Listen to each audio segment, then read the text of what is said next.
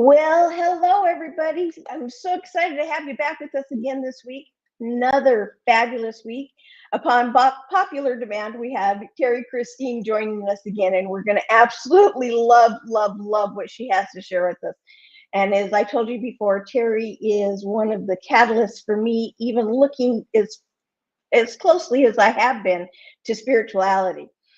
That being said, you all know, if you don't, you will. You all know I'm really excited about the upcoming retreat in October. So I'm going to play just a real quick snippet about what we're going to do at the retreat, and then I'll be right back. Hi, I'm Dr. Karen Perkins, and I am so excited to invite you to the Power of You retreat.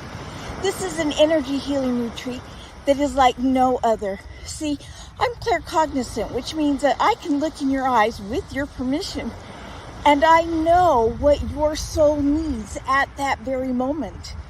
And because of that, when you come to my retreat, because there's only going to be a handful of us there, I'm going to be able to start the retreat off by looking into your eyes, finding out what your soul needs, and then we will modify accordingly.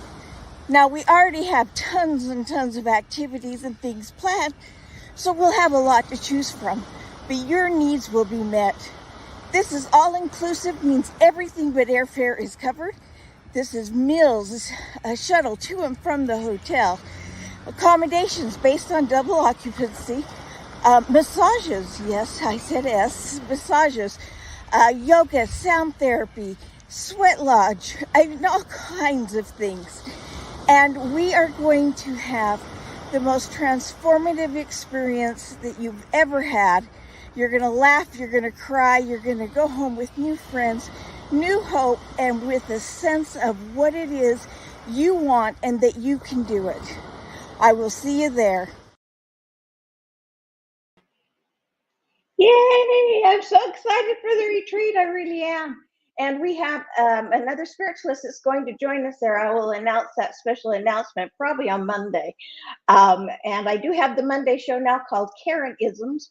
And we talked a couple of times about embarrassing moments here on this show. So we're going to leave Monday for all of the embarrassing moments, for short stories, for experiences, and everybody put in comments things that you want to know about and hear about. But they are going to be two separate shows. This one is about empowering journeys, um, where we bring you transformative stories of self-discovery and empowerment and things of that nature. That one's going to be Karen-isms, where it's just going to be stories and tales and talking about things that are important to us at that time. That being said, I again am so excited for my good friend Terry Christine to be on the show this week. She, again, she's incredible. She's done just about everything. She's an internationally acclaimed intuitive, yes, and she is, and a wonderful, awesome energy healer. And she's been transforming lives for over 18 years.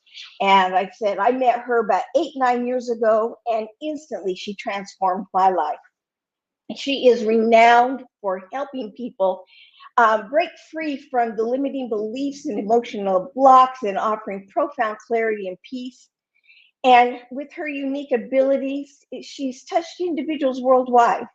And she's going to touch us worldwide. And today we're going to talk about her journey in discovering and how we can take the journey of unlocking our money manifestation. Boy, spell that one and say it. Money manifestation. I can say manifest. I just can't say manifestation. There you go. Unlocking your money manifestation power with cash confidence. And with that, now that I've tripped over that several times, we can add that to the Monday show. Let's go ahead and bring Terry on, and she can giggle at me and tell us more about all of the wonderful things she's been up to. I'm back here going, okay, spit it out. It's like I say the word, it just wouldn't come out of my mouth. Oh, you're amazing. That's okay. I mean, we just get tongue tied on certain things. But yeah, this topic, it has been, I did a huge, I do Power Stream, which is my live online group energy clearing. And and this topic came up, and it was blowing everyone away, because it's the hidden compartments that we have about being confident in our cash, and and how we can shift that into manifesting and using our manifestation powers. Yeah. I'm going to stop you there. Tell me again where they can join you. Oh, well, you mean where they can find me, or because right now we're live on my Facebook page too? Well, yeah, but you said there's a power group or something that Yes, you do. Power Stream. So you can actually find more information on my website, which is under Okay. terry.com, and then work with me, and then it'll be Power Stream, and then you can find all that information. It's a monthly online group energy clearing, and it's the first of every month. Okay, so we got your thing up on screen, terrychristine.com. So I just wanted to make sure they knew where to find you outside of the show. Yes. And everyone, just so you know, you can always in the comments. In fact, we do see the comments that you put down. So comment as we go. I'm not sure if we get your comments or not, Terry, from your site. We'll find out. Somebody from Terry's live stream comments so we can see if we get them. I know we get them from all of mine. I would imagine we get them from yours. But make a comment, tell her, I want to get with you, and then we can make those arrangements. But you can always comment or contact my executive assistant, Jace, and he will get you that information. I'm going to put up Jace's information. In fact, Jace, can you put up staff at Dr. Yep, there you go. That's Jace's information, staff at drkarenperkins.com. And if he doesn't know the answer, he knows the people who do. But he can get you in touch with Terry as well if you don't get through to her the other way. So that being said, okay, you can take that off. Thanks. Jace is running the show for me. Normally I make him come on and talk, but I'm being nice this week. Nice. Awesome. So now that I interrupted you, continue on. So you've got all these fabulous things that you're doing. Yeah. So I want to dive deep right now into this topic because, it is a sensitive, very powerful topic for people when it comes to, having confidence in our money, moolah, abundance, and whatever somebody wants to label it. But, I focus on the wallet parts. You got your wallet, it's in your pocket, right. It's in your purse, right? Most people say, okay, what's in my wallet? It's my credit card, some cash, whatever little, cards we have, multiple ones nowadays for grocery stores and all of that. But people will say, oh, that wallet represents this, what I have in here. And I'm struggling because there's no cash in there, or I'm whatever, right? But it's deeper than that. So when I started really analyzing it, I started thinking that, having the confidence behind our cash can have some other lower vibrational, quote unquote, emotions. And shame can be one of them.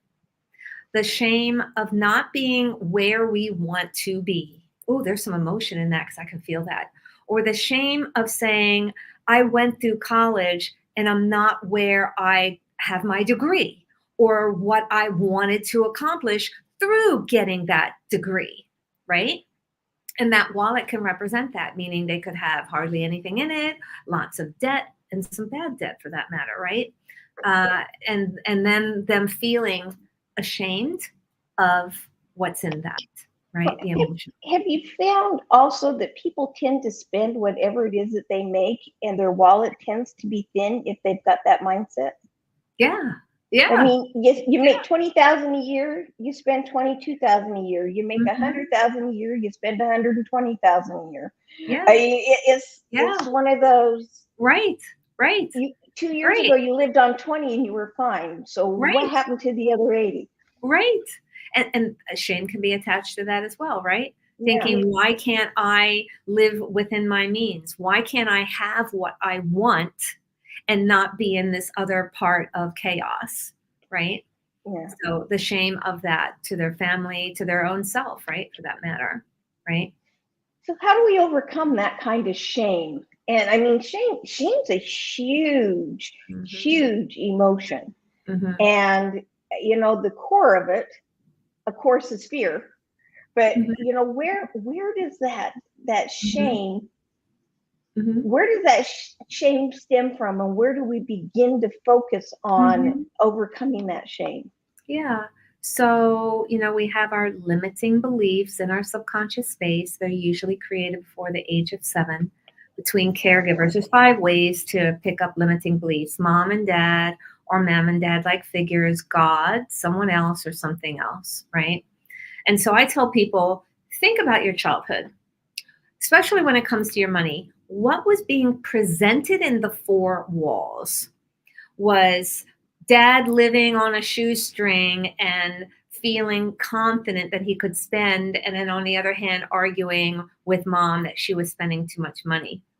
So money is bad, quote unquote, because you sit back as a child watching mom and dad argue over it, right? Yeah. Or things are going really great. Dad gets, well, let's say mom gets laid off, and now there's only one income, and then struggle happens. And then they may even having to move. That can appear in a childhood too. And then the child will say, work is not good. Work is evil. This money is evil. And then they'll walk around going, I don't really care. And then I don't care about money. I don't care about this and that. And they're not taking care of their environment, themselves. And then they're sitting in the corner later on going, I'm ashamed for how I've gotten into this place, right? And that we just really have to think about what our environment showed us, because we already know it's a blueprint in us.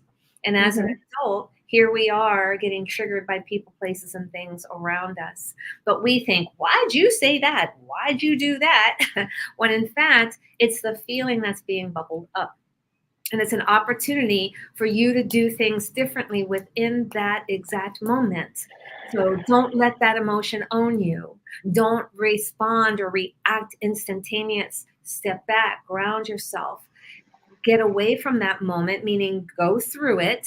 Then when you get to the other side, say, okay, what did I feel? What emotion was I feeling then? How old was I when I felt that last time? And who was I with? I was with mom. I remember when she used to act, you know, so carefree and got us all in trouble. And then there's where, you know, you can repeat those feelings from childhood, but it's being triggered as an adult. And then it's an opportunity to say, you know what? That was them and not me. This is an opportunity for me to change and me to know that my patterns can be repetitive of theirs, or I might be doing the complete opposite. Like, you know, they were so frivolous and I'm not going to be that way. And then you're strangle holding all your income, and it takes you forever to build up what's in your wallet. And you want to know why it's taking so long. Yeah. You know, and I agree with everything you just said. And it's funny because we do inherit some of these behaviors, and we learn them as infants and don't even know we learned them.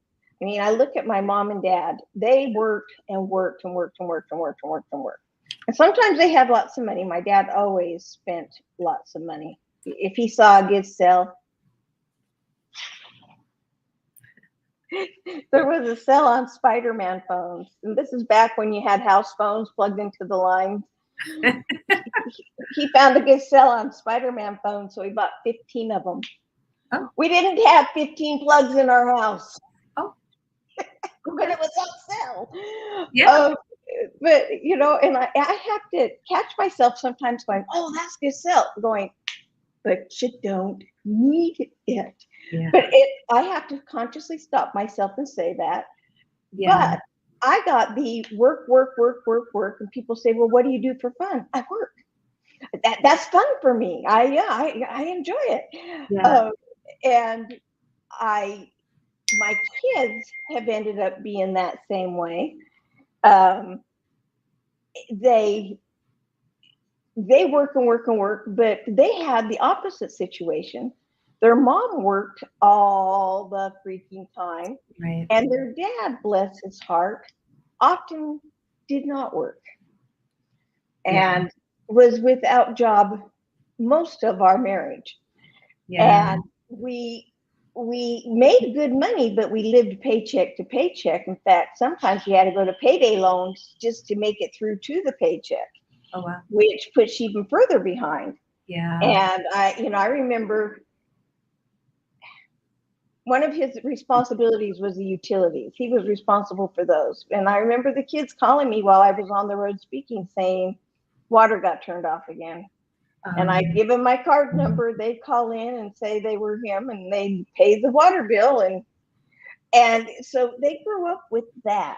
Yeah. And so I see them now. There's two forms. There's one that just doesn't spend a penny and is very, very frugal Mhm. because, but he works his butt off. Mm. Another one who works his butt off and is frugal, but because of his fear of being behind, he's always, I don't have enough. Yeah. Yeah. And Yeah. then another one that works her butt off and doesn't matter what she makes, she spends it, but she never is behind. Yeah. But Yeah. she's into that spending. But it's funny to watch, and I Yeah. can link back all three of their behaviors to things they learned in their childhood Exactly. that I didn't mean to teach them. Yeah. And I was very money conscious to not make money negative. We used to say, and I thought it was positive, and now I look back and go, well, that was dumb. But we used to play the someday when we have millions of dollars, I'm going to buy. I go, can I tell a funny story? I know this isn't Karenisms, but it is funny. Go ahead. So we're in the car driving. It's a long drive, one of those 6 hours drive, and we're playing someday when I've lost some money. And my kids are tiny. My daughter says, I'm going to buy a castle. And my baby, he was just tiny, like a year and a half old, barely talking. I don't remember what he was going to buy, but it was like a car or something. Then my middle child, without missing a beat, said, not me. When I have lots of money, I'm going to buy a new bum because mine has a crack down the middle.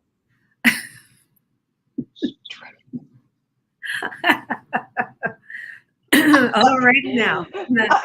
He's like 2.5. That is like, so funny. What? That's so anyway, funny. But even then, at that young age, we were teaching them money things, Right. without even meaning to. And that's right. And I really actually, you were saying giving us some examples of things that are right in front of our face. But I want to add one, and this is how simple it can be, like you were saying, without even meaning to. So every Sunday, we would go grocery shopping after church, my partner, our kids. And the first thing we always started at this particular grocery store with the produce. So I would always give the girls their bags and I'd say, okay, I need these certain vegetables or fruit. And I'd tell them, bring it back to me so I can teach you how to look if it's good or not. And then about the fruit, I'd say, look at what's on sale. So that was what I would say. But it was a natural thing for me because my mom always bought the fruit on sale. So I would always and not knowing that I'm now teaching the kids, you can't buy anything that you really want with fruit. It has to be on sale. Not knowing. So that's an unintentional, like you were saying, as we unintentionally create these limiting beliefs. And then how my daughter today, and I did not realize it till we were talking about grocery shopping a couple of years ago. And she goes, oh yeah, Mom, I just buy the fruit on sale. And I'm like, why? And then I realized I did that. Yeah. Unintentionally. Yeah. So if we can see that we did that to our kids, then we've got to look back, and we're still responsible for everything we do. And excuse me, I've got to decline a call. Yeah, no worries. It comes up on my computer and the phone and blocks everything out. I turned it off, but it came up. But we're still responsible for what we do. We can choose to change the way we view things. But I think it's important, as you said, to look at it. I use RAFU. You got to recognize you're having an emotion. You got to acknowledge what emotion it is. You've got to feel it. and feel it fully, because until you allow yourself to feel it, you're going to continue to pretend it's not there. And then you got to process it. And this is where you go through all of that. Where did it come from? Why did I have it? What did I do? Blah, blah. And then you can use it to for good, or you can diffuse it and say, it doesn't matter, let it go. Exactly. But that processing, where did this emotion come from? When was the first time I felt this way? Yes. When was it? Where was I? And you were saying that. Who was I with? What was I doing? What was being said? What was the feeling at that time? And that is so powerful that you said that, because it is, I think that's the core, is we got to really sit down and think, where did it come from? Right. So that we can let go of it, because some of these things we think we have to hold on to subconsciously out of honor and respect. And it's like, absolutely. That's not honor and respect. That's just stupid. So if I could share, there is a comment on my Facebook from our show. Could I read that? Yeah. Oh, yeah. So Fiona was saying, so interesting. My mother had to hide what she spent, as Dad would say she didn't need it. Remember, that's what you had mentioned. One of our jobs as kids was to not tell Dad what she bought. Another thing we did was to tell her she deserved it. So interesting. As children, our parents would not allow money to come to us. They would tell everyone that we had to learn to work for love, not money. Wow. That's crazy. How? Thank you. Yeah. Tell her thank you for the comment. And I say it, but thank you for that. Yes. Okay. People on mine got a comment. I got to keep up with Terry, keep up with the jokes. No, I'm kidding. That is not why I want them to comment. I want them to comment so that they get their questions answered and share valuable information. Yes. So she was taught to hide. Don't tell anybody when you're spending your own money, because you never know but you know, on the other hand, oh, Mom, you deserve it. But then Dad, on the other hand, so you have to she was taught that you have to fight your battles. Like, you know, do we really deserve it? Okay, I can deserve it, but I have to do it secretly. Closet spenders. Yeah. Yeah. My younger sister used to take a red pen with her to the store, and when she got out to the car, she would draw a line through all the prices and tell her husband, look, I got it on sale. Oh, wow. So that kind of goes along the same line. So, you know, where did that come from, and why do we feel that need? Oh, you just said it, and Fiona just says, and guess what? I have money hidden in my bedroom. You see what I just said before she even responded? That I said that she'll either do it quietly or say it out loud, I deserve this. Yeah, exactly. That's how it happens. And that's from the childhood, you know, and so there can be some shame in that, you know, with her saying that, you know, I got to hide this, because if I don't, then people won't think I do deserve it. I have to prove that I can deserve it. So, I mean, that's that fight, man. Fiona, girl, you need to see me. Yeah, Fiona, you need to see Terry. Go see her. But, you know, on top of shame, there can be anger. The anger of strangleholding. Why can't I have this? Why is it taking so long? Right? And then, again, the childhood stuff, right? Is that if Mom was working, but then she has grandma limiting beliefs, meaning I'm the granddaughter, I'm the daughter, then that's the mom, and then the grandmom, and I'm watching how Mom spends, and grandma's going, you're spending too much money. And then Mom's going, I hate her, I'm going to do it my way. And that's the anger of money being, you know, that catalyst between argument, and then the daughter watching how money can cause arguments. And I'm just angry over money. Why does money have to be that way? Delete, delete, delete, you know? Yeah. Well, yeah, you hear sometimes money is the root of all evil. But in reality, all money does is give us the opportunity to be more of what we are. So if we're evil and we get lots of money, we spend it evilly. If we're generous and kind and giving, it allows us to be more generous, kind, and giving. It just allows us to be more of whatever we already are. And so, I'll there's add no, that no guilt. it creates opportunities. Yes, Yeah. yes, yes. That's a fight I would get into with my youngest. Has a couple of friends, had an old girlfriend, that anyone who had money was evil. And I'm like, and I'm avoiding a political issue on this one, but anyone who has money that's evil. And I'm like, now wait a minute. The people who have money own the businesses that employ you so that you get money so that you can buy food, and they produce the food and the clothing so that you can buy the food and clothing. And if they didn't have money, they wouldn't be able to run these businesses, and you wouldn't have a job.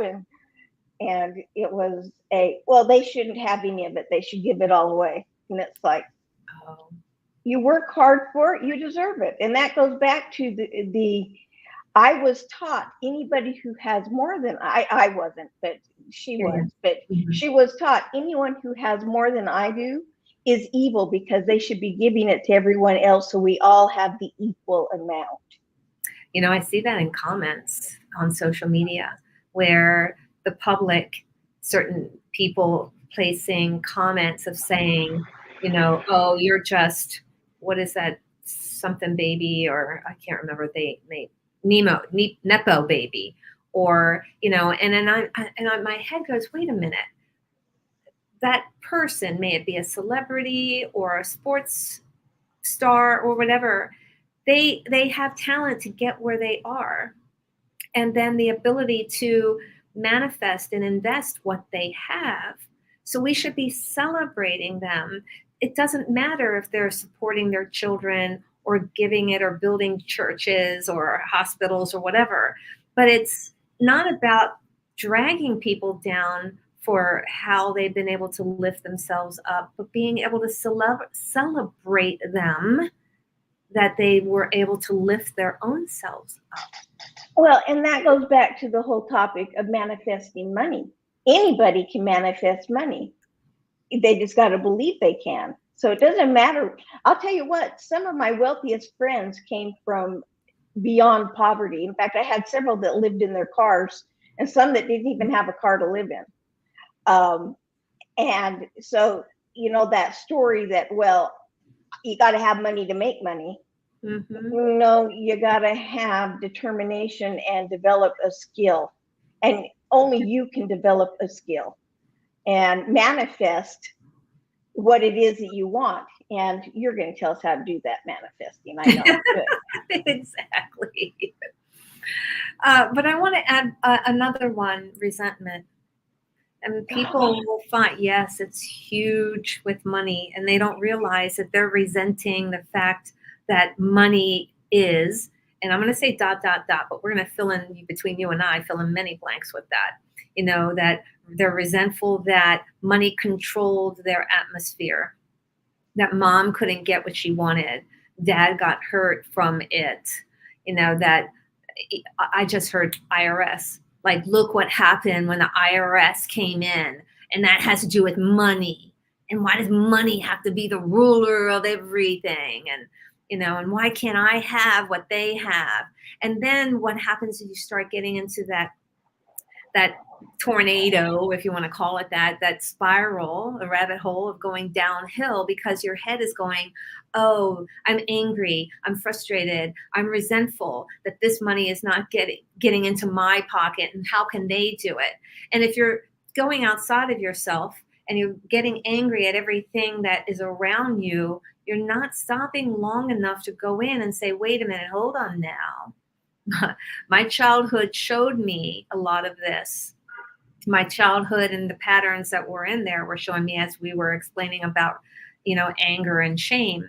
But then getting out of the head, because the head is going to make the body respond. And the body is going to either hang on to the emotion or show you physically what's going to happen. And I see it all the time in my clients, all the time. I just worked on a client literally right before this show. And here's how this works. So I'm not going to give you what he was thinking. I'm going to tell you what happened physically. And then I'm going to go back and tell you what he was thinking. So in the end, he was playing basketball. He put his foot down to guard the other guy coming to him. And the guy coming to him was a friend. So I want to put that there.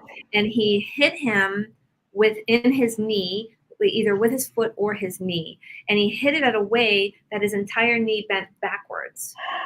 Yes. Ow, ow, ow, ow, ow, that hurts. And popped it back. But then after that, then you have torn ligaments, torn nerves. You have all sorts of things, right? He's even pulled something away from the muscle or whatever.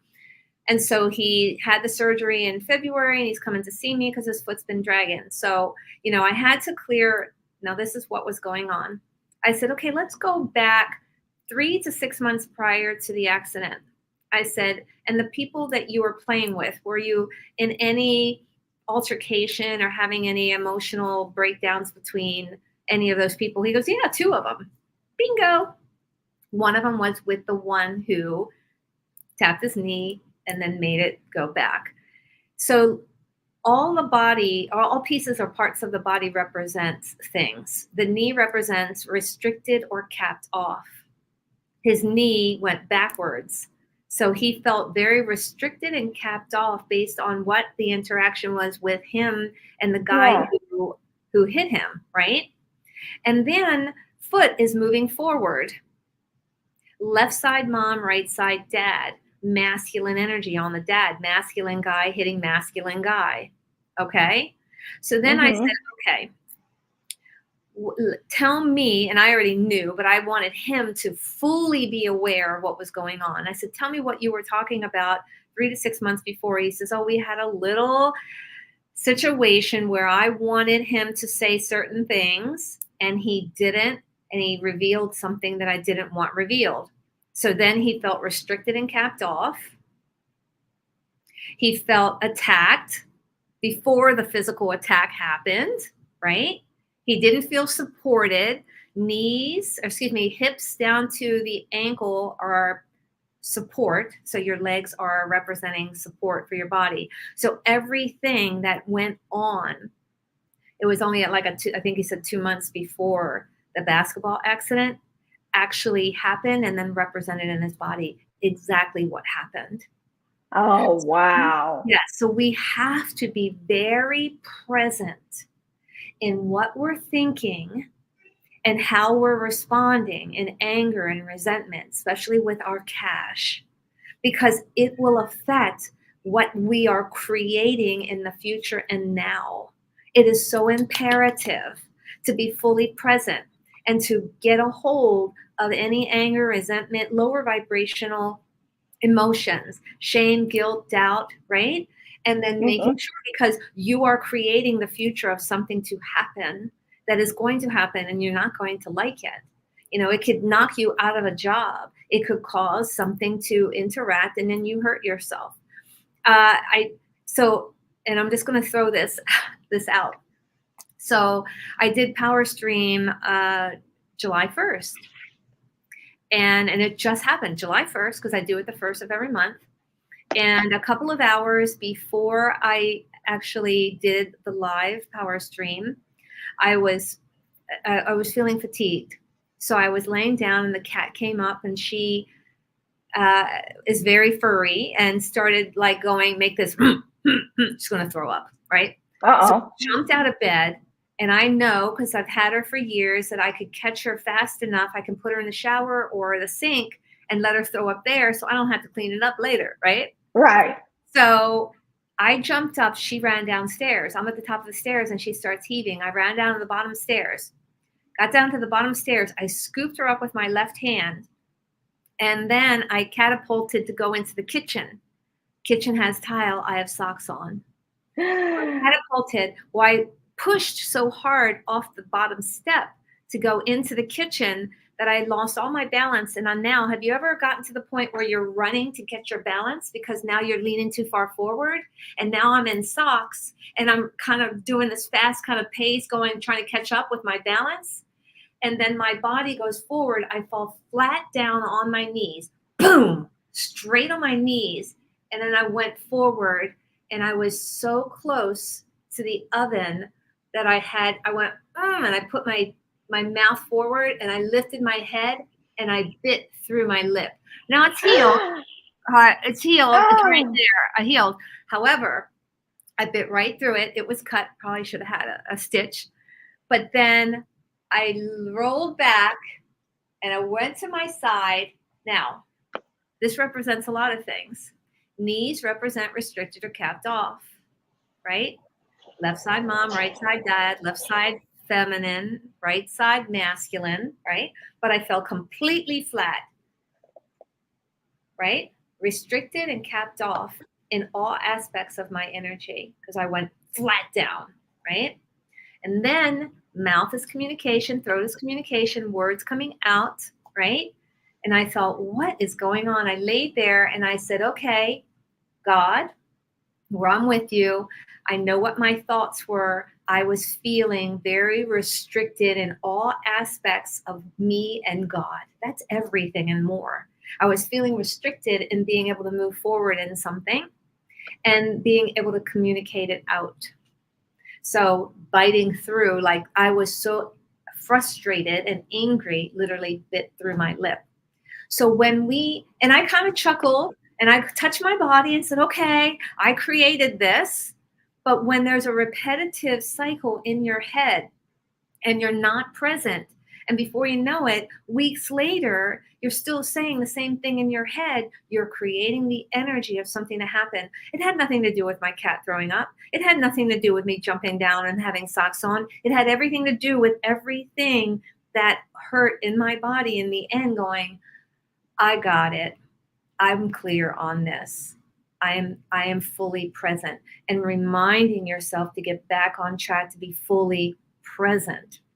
This has everything to do about your cash, your manifestation, your ability to move forward and create without a doubt.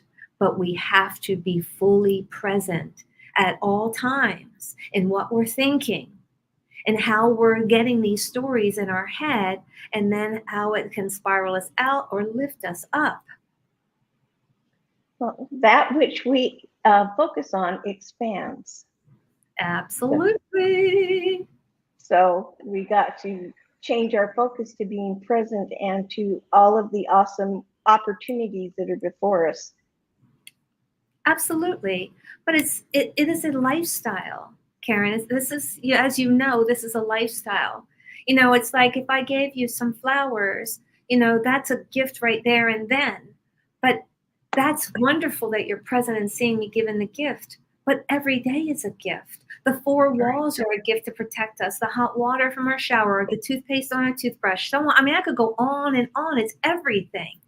But we seem to only focus on those moments of gifts versus every second of our life being a gift. There's something in it every second. And then when we're fully present and knowing what's in our head, what we're saying, and then taking those moments, like, when you're in the shower, you don't have to constantly think about what you're going to do at work. You don't have to think about what you're going to have for lunch. That's an opportunity to manifest. That's an opportunity to clear your mind. It's a mini meditation. Clear your mind. You don't have to think about the soap because we just naturally do it. We've been doing it all our lives. Just clear your mind. What will it take to have? What will it take to clear anything that's keeping me from? What will it take for me to supersize into all the abundance and more with ease and grace right here, right now? What would that take? And then as you're getting out of the shower, then you go back to thinking about what your goals are, what your plans are, what you're going to have, what you're going to dress with today. And then being fully present on what's going on around you as what you sent to the collective consciousness is coming back to you in signs. I tell people, as you're driving, you stop at a stoplight. You're looking around. There's cars driving right in front of you as you're stopped at the stoplight, right? Bus goes by. 2 weeks before, you might have told a girlfriend, oh, we should go on vacation. Where do you want to go? Oh, let me think about it. So you're sitting at the bus or a stoplight and the bus goes by and says, go to Tahiti. It's the best time of year. It's right there. So everyone thinks, oh, but I was right at the stoplight. Well, yeah. And you manifested that bus coming by at the same time you were at that stoplight. Just say yes, yes, yes. Just do it. Exactly. And that way, you can get out of all of the lower vibrational things that are keeping you from, and that you're struggling with, and that you're angry over, and that any shame or doubt, especially doubt creeps in so many different ways. I doubt I can have it because in high school you weren't picked to be on the team. I doubt I could do it because dad always said, are you using your brain? And I'm apologizing right now for saying dad, because it's just the thing that's coming, I'm picking up. But, somebody obviously has some dad blocks with all of this stuff. But, there's mom stuff too, as well.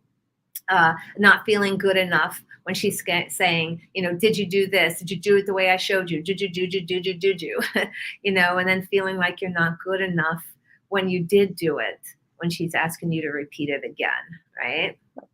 My family's favorite things were to say, if you were smart, you would. You're stupid if you don't. Instead of saying, hey, Walmart's got a great sale, you may want to consider it. Or instead of saying, I saw this fabulous car, I know you're looking for one, you may want to look at it. Instead, it's like, if you were smart, you would go look at this car. Or you're stupid if you don't take the chance to see it because it was amazing. And and again, I don't think anybody even realized what they were saying. Yeah. But it's like, I am smart, I'm not dumb, and that just happens to not be important to me. Yeah. Because again, it's just a repetitive pattern, cycle after cycle after cycle, until someone stops and breaks it. When you were, fully aware of how it was making you feel, now here as an adult, realizing, oh, that was put upon me from mom. I'm not going to do that to my kids. I'm not going to do that to my friends, and be fully present and aware for them, breaking the cycle. And I think people need to understand that breaking the cycle can happen at any age. Yeah. You don't have to break the cycle when your kids are small, or if you never have kids, or in your 30s or 40s or 50s or 60s or 70s or 80s or 90s. There's at any point you can break that cycle, right? Because people are always watching you. And forget people watching you. It's your own personal happiness. Right. I love that you just said that, because, when I'm on looking at my clients and I say, while we're clearing these limiting beliefs and whatever's in your subconscious that's holding you, I want you to understand that right here, right now, you stepped into it. Right here, right now, you manifested this moment. Right here, right now, you will not be laying on that last bed you're laying on with that last breath, and you won't be saying, the shouldas, the wouldas, the couldas, because right here, right now, you're doing something about it. So anyone listening to this, anyone live or listening to the recording, right here, right now, you're having the opportunity to listen and make the changes right here, right now. Yeah. Right on. It's, yeah. And I don't think, one of the excuses I hear is, it's just who I am. It's just who I am. Oh, I've always been this way. I have heard that so many times. And I tell them, no, it's got to be get put in there somewhere. You come into this world, you may feel that you can, create more in the world, but what you are saying, that this is just the way I am, that's when I say, go back to your childhood and look at dad, look at mom, look at the patterns, look at your caregivers, and maybe grandma and grandpa as well, aunts and uncles as well, right? And realize that it's not just who you are. It's what you took in. It's what was put upon you. And you don't have to live in the dungeon that was put upon you. You can take action to change it. Well, I like how you said to look at others as well, because maybe mom and dad were great and perfect with it, but you had siblings that weren't, or cousins or aunts and uncles, or maybe it was a school teacher at school that would ridicule you, or the kids would ridicule you. Yeah. They don't just ridicule the poor kids. Sometimes they ridicule the kids that are in middle class or that have more money. That's a perfect example, because I have a client who has her parents are wonderful, very supportive. Every summer when she was little, she would go visit the grandmother, the mom's mom, on her farm. Her grandmother taught her the old ways of how to service the family, right? So she would teach her how to bake, how to tea, serve, fold napkins, the old grandma way, right? Right. And then now here she is living in the space of how to be in service to the family. And she's getting resentful and angry because it's not working for her, because they're taking advantage unintentionally, because it seems like, well, it's easy for her. And she's like, I don't understand. I'm doing this and I'm doing it more and I'm doing it even more. And I don't feel like I'm getting what I'm seeking inside back. Well, and Setting honest yourself up for failure. as the other person not doing the service, sometimes I say, well, that's just something they like to do. I don't care if they do it or not. They want to do it, go for it. And so I would be one that probably, though I'd be very thankful and grateful for what they were doing, would come across as not caring and not appreciating, because I would assume they were doing it for them, not for me, because it's not necessarily what I wanted or needed. Right. And, when I talk about couples, I say, look,